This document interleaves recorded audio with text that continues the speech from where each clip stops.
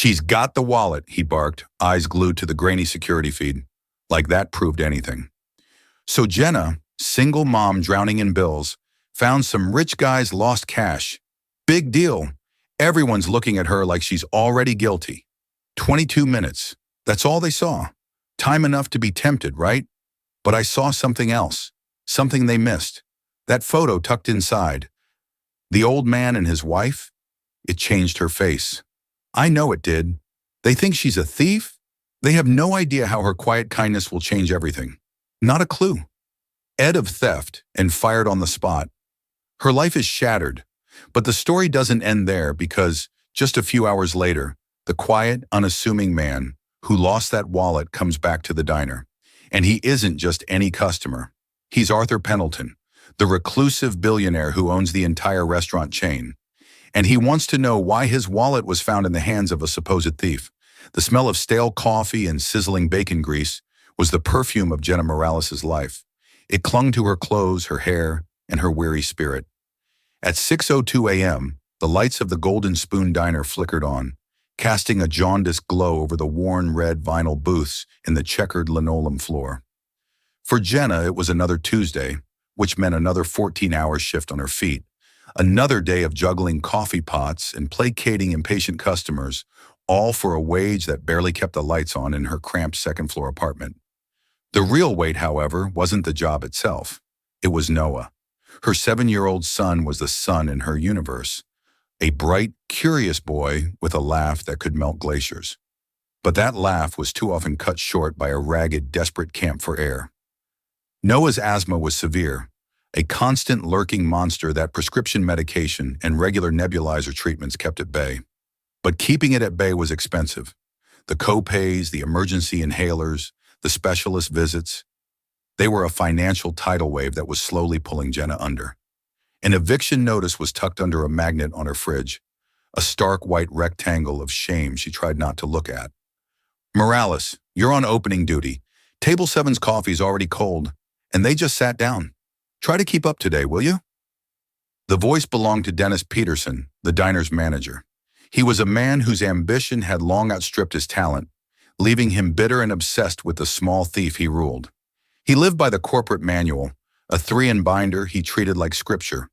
Policy was his shield, and he used it to bludgeon any hint of individuality or common sense out of his staff.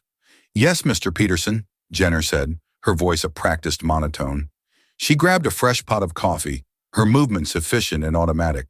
Years of this work had turned her body into a machine.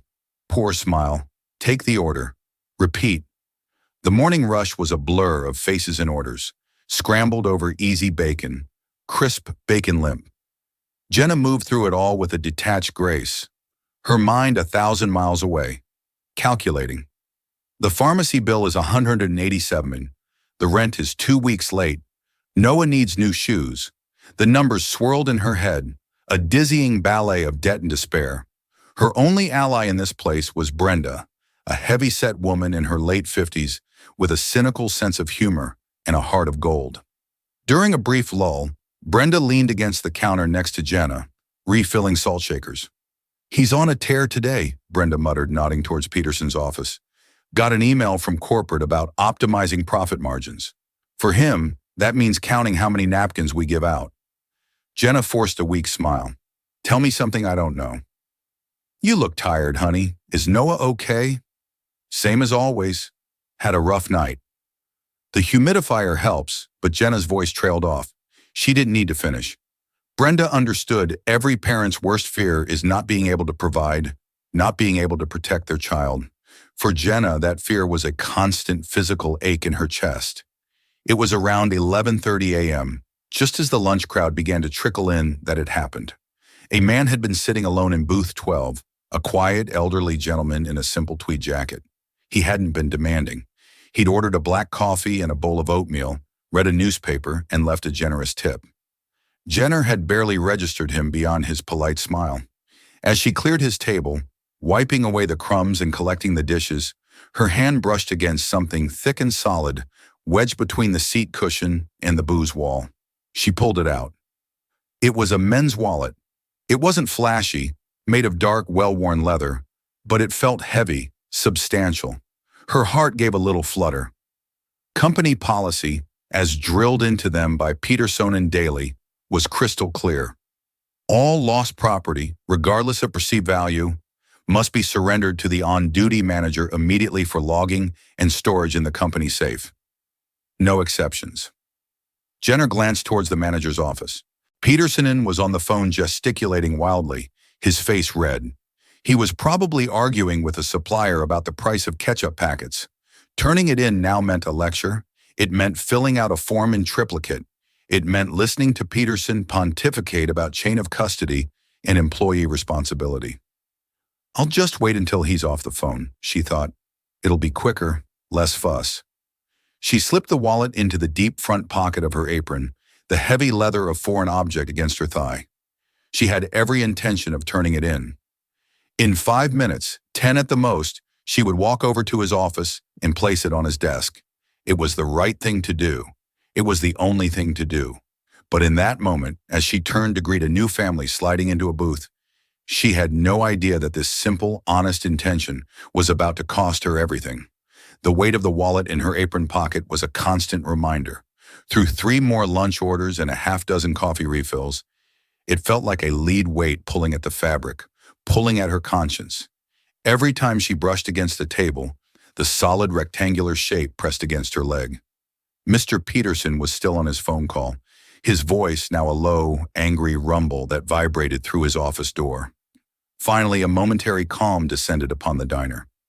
Most tables were served, and the kitchen clatter subsided to a simmer. Jenna ducked into the narrow, dimly lit employee break room, a closetized space that smelled of instant soup and disinfectant. She needed a moment. Her heart was hammering against her ribs, a frantic rhythm of anxiety. Why? She hadn't done anything wrong. She was just holding on to it until the manager was free. Still, she had to see. Curiosity, a dangerous and powerful force, nared at her. What if there was an ID inside? She could see the man's name, maybe even find a phone number. If she could call him directly, she could save everyone the trouble of Peterson's bureaucratic nightmare. The man could come back, get his wallet, and be on his way. A simple human solution. With trembling fingers, she pulled the wallet from her pocket. The leather was soft, worn, smooth, with years of use. It opened with a gentle sigh. The first thing she saw was the cash. Her breath caught in her throat. It wasn't a few 20s. It was a thick, neat stack of $100 bills. She quickly, discreetly fanned the edge of the stack with her thumb. 10, 20, 30. She stopped counting somewhere around 50. $5,000, maybe more. $5,000, the number echoed in the sudden silence of her mind, drowning out the distant clang of pots and pans. It wasn't just money, it was a solution. It was the past due rent paid in full. It was the looming medical collection agency silenced. It was a new, more effective nebulizer for Noah. It was a month, maybe 2, without the crushing, suffocating weight of poverty pressing down on her. It was a chance to breathe. Her mind raced, painting a vivid, seductive picture. Who would know the man was old, unassuming? He might not even remember how much cash he had.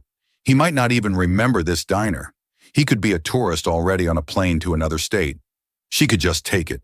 She could walk out at the end of her shift, pay her bills, and no one would be the wiser. She saw Noah's face, his small chest heaving during a nighttime asthma attack, and her resolve wavered. Wasn't her son's health more important than the pocket money of some wealthy stranger? Her gaze fell from the cash to the other side of the wallet. Tucked behind a flap of leather, she saw the edge of a photograph. She carefully slid it out. It was old and faded the corners, soft with wear. It showed a young woman with a radiant smile, her hair styled in a way that suggested the photo was decades old. She was sitting on a park bench, and the man standing behind her, his hands on her shoulders, was a much younger version of the quiet gentleman from booth 12. They looked happy, deeply in love. There was an inscription on the back in delicate looping cursive, Arthur and Genevieve, 1978. Our bench. Something inside Jenna shifted. The cash was impersonal. It was paper. But this photo, this was a life. This was a memory, a piece of someone's soul they carried with them every day. This wallet didn't just contain money. It contained a man's history. It contained his love for the smiling woman in the photograph. To take the money would be to steal more than just cash. It would be a violation of that memory, a desecration of something sacred. She couldn't do it. The thought, which had seemed so logical and desperate just moments before now, felt monstrous. Her own struggles were real, but they didn't give her the right to inflict a different kind of pain on someone else. Her decision solidified. She started looking for an ID. She needed to find his name. She sifted through the slots past a few credit cards. Arthur Pendleton. The name was printed in simple block letters on a platinum card. There was no address, no phone number, just the name, Arthur Pendleton. She tucked the photo carefully back into its slot, closed the wallet, and took a deep, steadying breath. The temptation had passed, leaving behind a clean, clear sense of purpose. She would do the right thing. She would march into Peterson's office, slap the wallet on his desk, and endure whatever lecture he deemed necessary. She pushed open the break room door and stepped back into the diner.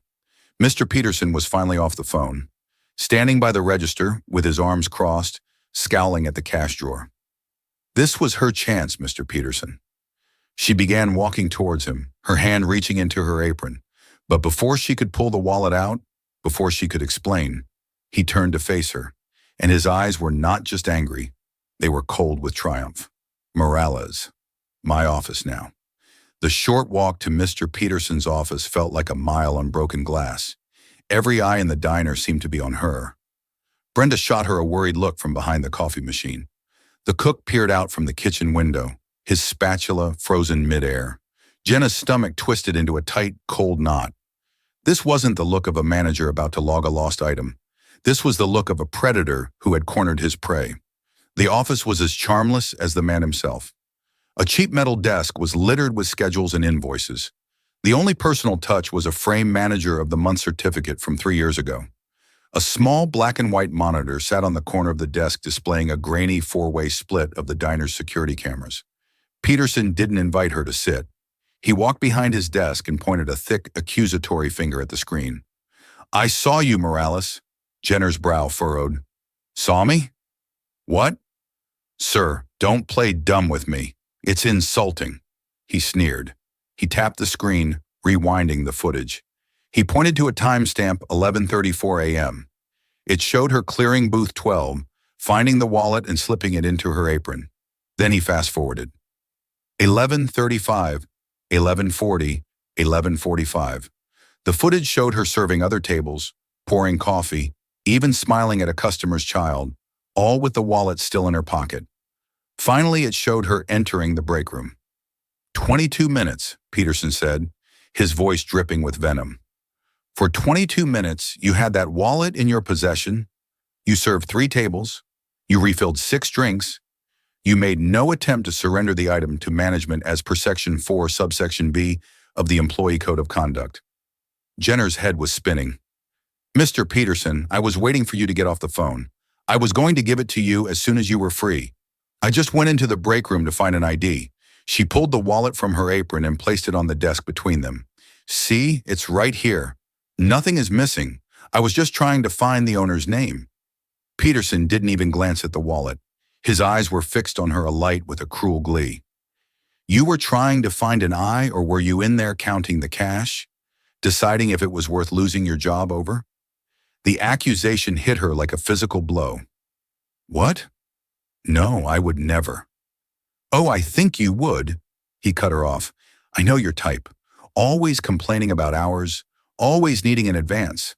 I see the desperation. You thought you hit the jackpot. A little bonus for yourself.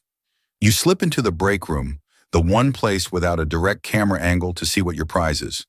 The only reason you didn't walk out with it is because you knew you wouldn't get past me at the end of your shift. Every word was a twisting knife. He was painting a picture of her as a common thief, a degenerate, and he was doing it with such relish. All her hard work, all the double shifts, the swallowing of her pride day after day, it all meant nothing. In his eyes, her poverty was proof of her guilt. That's not true. Jenna's voice shook with a mixture of fear and fury. I saw a photo inside a picture of the man and his wife. That's why I decided to look for his name. I wanted to return it to him. His name is Arthur Pendleton. Peterson actually laughed, a short barking sound. A likely story. You're just making that up now to save your own skin. You violated company policy. You concealed lost property on your person for 22 minutes. That constitutes intent to steal. We have a zero-tolerance policy for that, Morales. Zero tolerance. He was enjoying this. He was making an example of her. He probably saw a commendation from corporate in his future. An at-boy for his vigilance. Please, Mr. Peterson, she begged, the fight draining out of her, replaced by a cold, creeping dread. I need this job. My son, he's sick. That's not my problem, he said, his face hardening into a mask of indifference. Maybe you should have thought about your sick son before you decided to become a thief. He leaned forward, his voice dropping to a low, theatrical growl. You are terminated effective immediately. Get your personal belongings from your locker. And get out.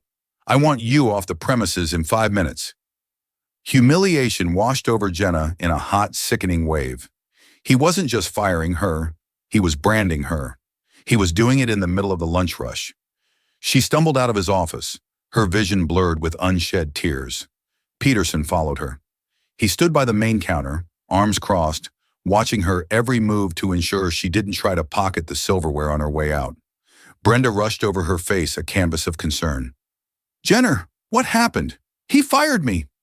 Jenner whispered, her voice cracking. He said, I tried to steal a wallet I found.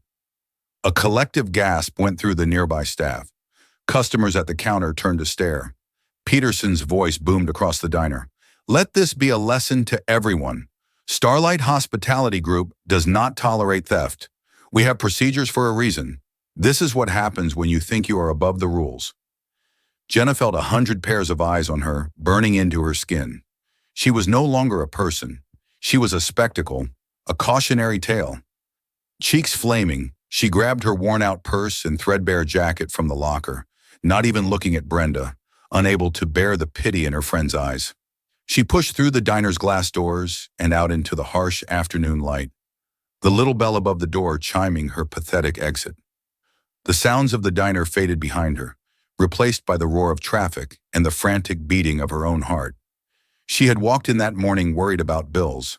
She was walking out now with no job, no final paycheck, and the stain of a false accusation clinging to her like the smell of bacon grease. She had nothing. And as she began the long, numb walk home, one question screamed in her mind. What am I going to tell Noah? The walk home was a journey through a fog of disbelief.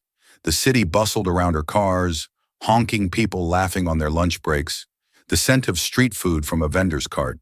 But Jenna was insulated from it all by a thick blanket of shock. Her feet moved one in front of the other out of sheer habit, carrying her towards the one place she felt safe, a place that was now under imminent threat. Her apartment building was a tired, 3-story brick structure with peeling paint and windows that rattled when the wind blew. The climb up the 2 flights of stairs felt like ascending a mountain. Each step seemed to amplify the words echoing in her head. Terminated, thief, zero tolerance. She unlocked her door and stepped inside. The silence was the first thing that hit her. Usually after school, the small apartment would be filled with the sound of cartoons or Noah humming as he drew at the small kitchen table. But today it was utterly still. A note on the table in the neat, rounded handwriting of her neighbor, Mrs. Gable, explained why Jenna Noah had a bit of a coughing spell after school. Didn't seem too bad, but I thought it best to take him over to my place and get him on his nebulizer. He's calm now and watching a movie. Come get him when you're back. Don't worry, Susan. A fresh wave of nausea and gratitude washed over Jenna. Gratitude for her kind elderly neighbor and nausea at the reality of the situation. Another asthma attack. Another reminder of the fragile thread from which her son's health and her own sanity hung. And now she had lost the single most important tool she had to protect him, her income, and with it her health insurance. She sank onto the lumpy sofa, the springs groaning in protest. The eviction notice on the fridge seemed to mock her, its bold red letters glowing with malice. She stared at the worn spot on the carpet where Noah usually played with his toy cars at the crayon, drawing of a smiling sun he had taped to the wall. This was her world, this tiny, struggling, love-filled world, and Mr. Peterson had just set a match to it. For a long time, she just sat there hollowed out. The anger and humiliation from the diner had cooled into a solid, heavy lump of despair in her gut. How could this have happened? She had spent her entire life trying to be a good person. She worked hard, paid her taxes, was polite to everyone, and raised her son to be kind and honest. And her one reward for a moment of integrity was public disgrace and financial ruin. The irony was so cruel it was almost laughable. After an hour of sitting in the deafening silence, she knew she couldn't postpone the inevitable. She had to face her son. She walked over to Mrs. Gable's apartment and knocked softly. Noah flew into her arms the moment the door opened. "Mommy, I saw the new Astrobot movie. It was so cool. Can we get it?" Jenna hugged him tight, burying her face in his soft, clean-smelling hair, trying to absorb his innocent joy. "Maybe soon, sweetie. Maybe soon." Mrs. Gable gave her a knowing, sympathetic look. He was a trooper, just a little wheezy. "He's fine now." Back in their own apartment, Jenna tried to act normal. She helped Noah with his homework, listened to him chatter on about Astrobot's laser cannons, and made them macaroni and cheese for dinner. But a dark cloud hung over her, and Noah, perceptive as always, picked up on it. "Are you sad, Mommy?" he asked, pushing a noodle around his plate. Jenna's carefully constructed dam of composure finally broke. A single tear escaped and rolled down her cheek. "Yeah, sweetie, Mommy's a little sad." She couldn't bring herself to tell him the whole truth, to see the fear in his eyes. "My job, it's finished. I won't be working at the diner anymore." Noah's face fell. "Why don't you like making pancakes?" "It's complicated," she said, forcing a watery smile. "But don't you worry. It's a good thing. It means I'll have more time to find a much better job, and I'll get to spend more time with you." It was a lie, and it tasted like ash in her mouth. The truth was, she would be spending every waking moment desperately scouring online job boards, pounding the pavement, facing rejection after rejection in a city that had little to offer a waitress without a high school diploma. Later that night, long after Noah had fallen asleep, Jenna sat at the kitchen table, the glow of her old laptop illuminating her face. The screen was filled with job listings, telemarketer, warehouse stalker, overnight cleaner. Each one required experience she didn't have, or offered hours that were impossible for a single mother. The silence of the apartment pressed in on her. It was a silence filled with the hum of the refrigerator, the distant wail of a siren, and the terrifying sound of her own dwindling options. She thought back to the wallet, the $5,000. The easy way out she had rejected for a dark, fleeting moment. She wished she had been the person Mr. Peterson accused her of being. She wished she had just taken the money. At least then, she would be $5,000 richer instead of jobless, shamed and utterly hopelessly alone. She closed the laptop, leaned her head on the table, and finally allowed herself to cry. Arthur Pendleton did not care about the money.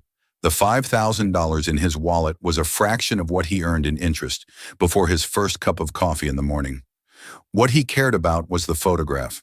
The faded image of Genevieve, his late wife, was the single most valuable thing he owned. He had carried it every day for 47 years. It was his compass, his connection to a time when his life was simpler and infinitely richer. He didn't realize the wallet was missing until late that afternoon. He reached for it to pay for a book at a small independent bookstore, and his hand met an empty pocket. A mild panic, cold and sharp, pierced his usual calm. He mentally retraced his steps. The park, the bookstore, and before that, the diner, the Golden Spoon. He hadn't been to one of his own diners in years. He'd started Starlight Hospitality Group with a single location, a place much like the Golden Spoon, built with his own hands and Genevieve's unwavering belief in him. After she passed, he had retreated from the world, burying himself in the sterile, anonymous world of boardrooms and stock portfolios. His empire grew, but he had lost touch with its foundation. This morning, on a whim of nostalgia, he had decided to visit one to see if any of the old magic was left. His driver, a stoic man named Paul, navigated the black sedan back to the diner. It was now 4:00 p.m., the quiet period between the lunch and dinner rushes. As Arthur stepped out of the car, he felt a pang of disappointment. The place looked tired. The sign was missing a letter, so it read the G. Len Spoon. It lacked the heart, the warmth that he and Genevieve had poured into their first venture. He pushed open the door, the little bell chiming his arrival. A different waitress was on duty, now a young woman with pink hair who barely looked up from her phone. At the counter, a man in a slightly too tight manager's uniform was proudly supervising the refilling of sugar dispensers. This must be the man in charge. Arthur approached him. "Excuse me, I was in here earlier this morning around 11. I believe I may have left my wallet." The manager, Dennis Peterson, straightened up, puffing out his chest. A lost wallet was an opportunity to demonstrate his competence. "A lost wallet, you say? Can you describe it?" "Dark leather, worn.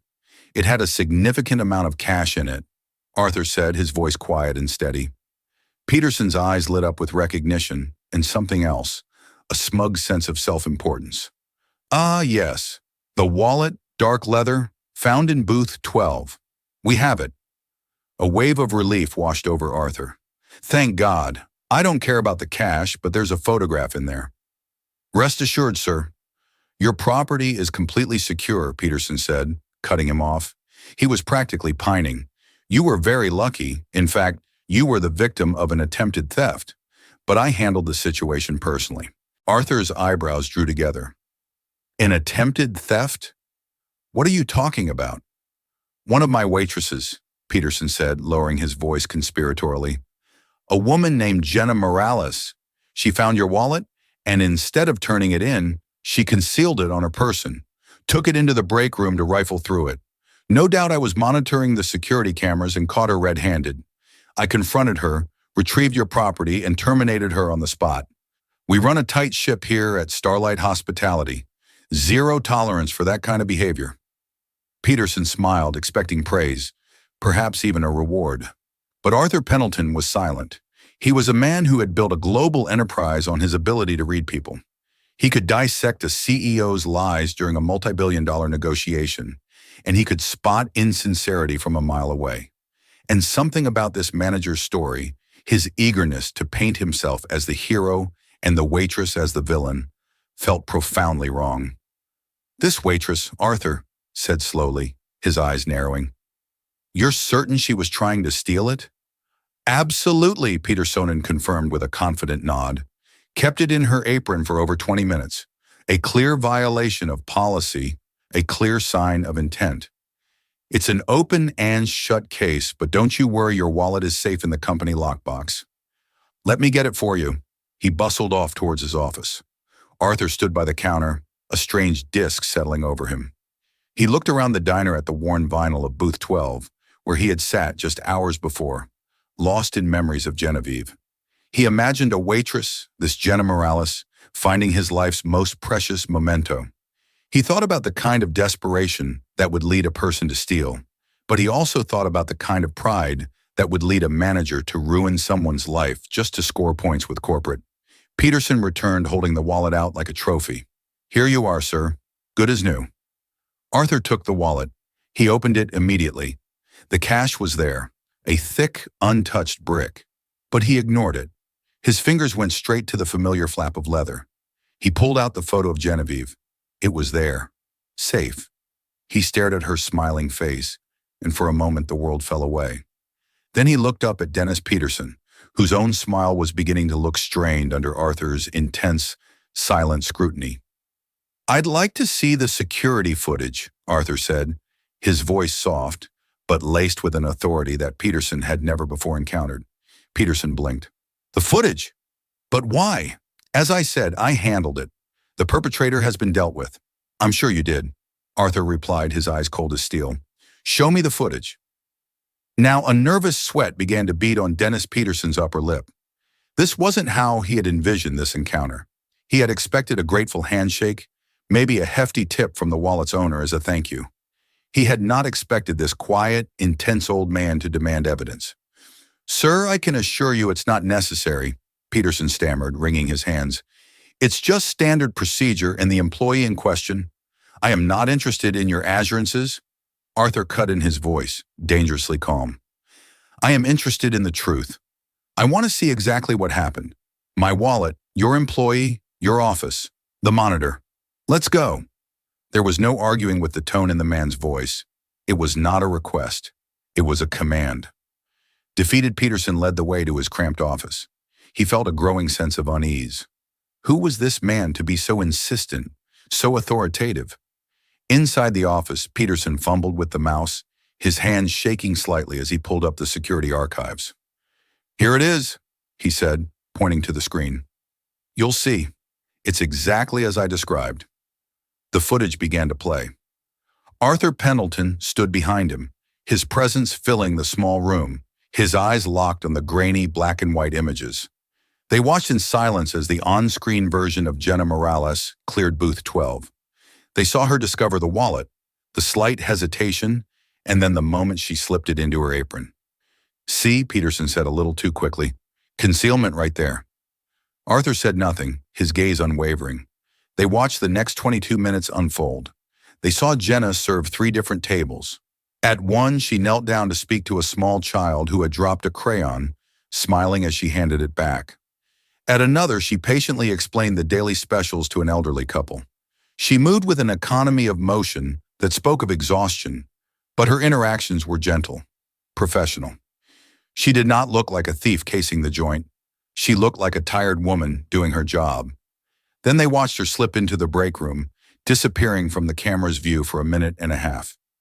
"This is when she was counting the cash," Peterson narrated, trying to steer the narrative. "The only blind spot in the diner." Convenient, isn't it? When the on-screen Jenner emerged from the break room, Arthur leaned closer to the monitor.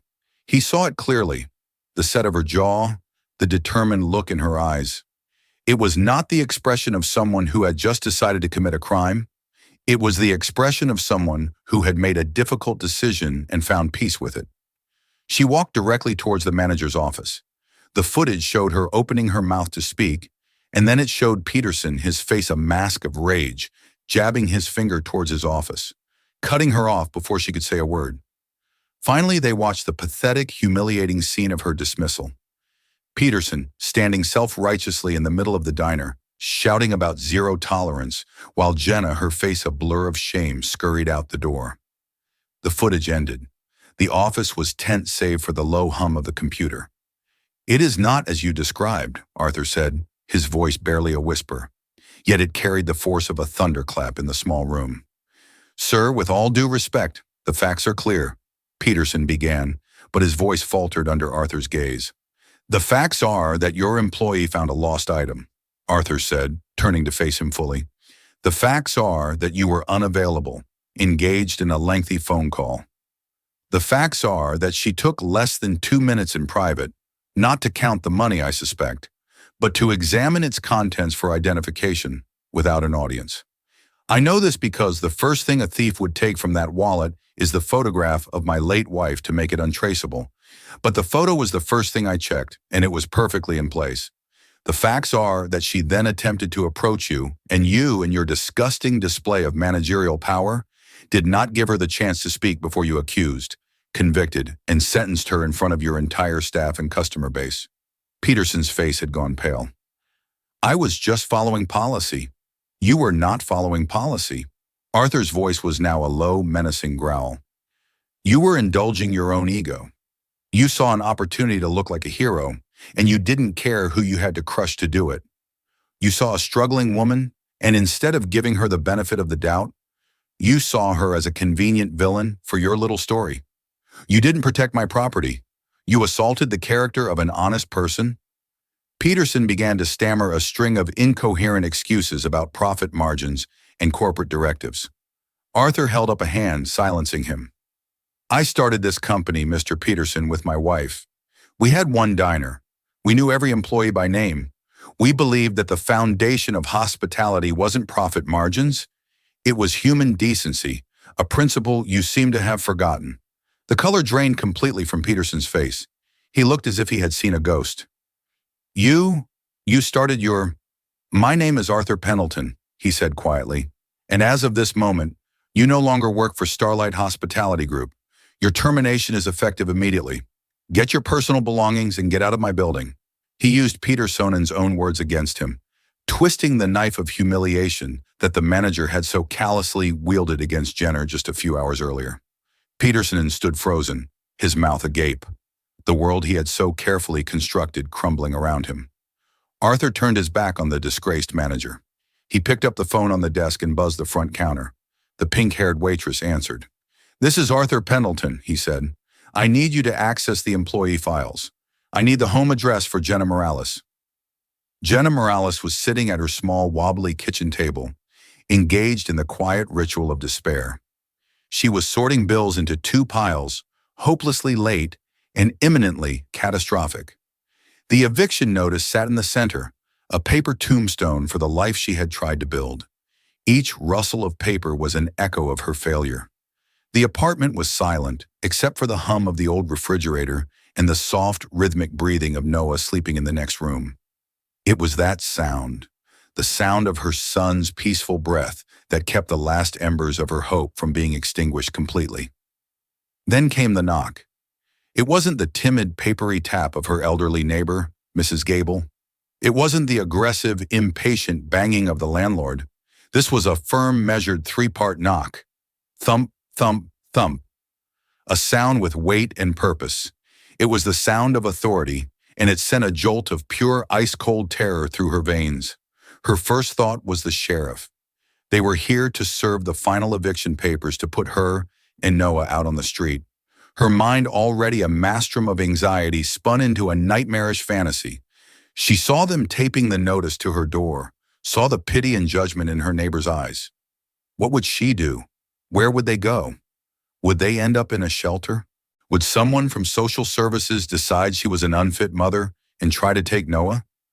Her heart hammered against her ribs as she crept toward the door, her socked feet making no sound on the worn linoleum. Her hands trembled as she reached for the peephole, a tiny fisheye lens into a world that had suddenly become hostile. What she saw made her breath catch in her throat. Standing in the dim, flickering, fluorescent light of her building's hallway was the elderly gentleman from Booth 12, the man from the diner, the owner of the wallet that had become the catalyst for her life's complete and utter implosion. The terror shifted, becoming sharper, more specific. Peterson must have followed through. He must have filed a police report embellishing his story of her attempted theft. This man, this victim, was here with the police. They were probably waiting just out of sight down the stairs to identify her, to press charges to have her arrested. The image of being led away in handcuffs of Noah waking up to find his mother gone flashed behind her eyes. It was a vision so horrific it almost brought her to her knees. Taking a ragged breath, she decided she couldn't hide. She had to face it. She slid the chain lock into place, a flimsy, pathetic piece of metal that was her only shield, and opened the door a few inches. "Can I help you?" she asked. The voice that came out was not her own. It was a thin, reedy whisper, stripped of all warmth and life. The man's face, seen up close, was etched with lines of weariness and a deep, profound sadness. He looked not like an accuser, but like someone carrying a heavy burden. "Miss Morales, Jenna Morales," he asked, his voice gentle, devoid of any malice. "My name is Arthur Pendleton. I was at the diner this morning. I believe you found my wallet." Jenna flinched as if he'd struck her. The chain rattled as her hands shook. "I didn't steal anything." She blurted out the words. A desperate torrent. "I swear I didn't. I was going to give it right to the manager, Mr. Peterson, but he was on the phone. I just wanted to look for an ID. I never would have taken anything. Please, you have to believe me. I have a son."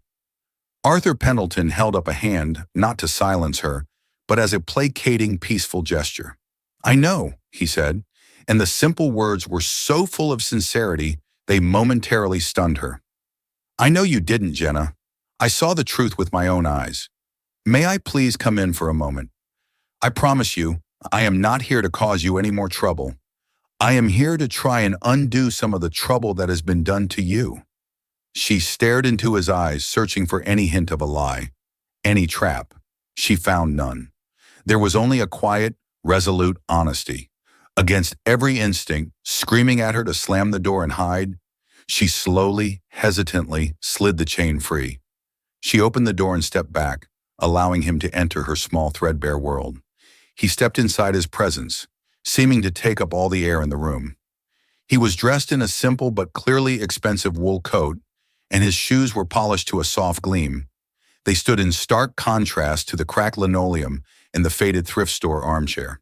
He took in the apartment in a single sweeping glance.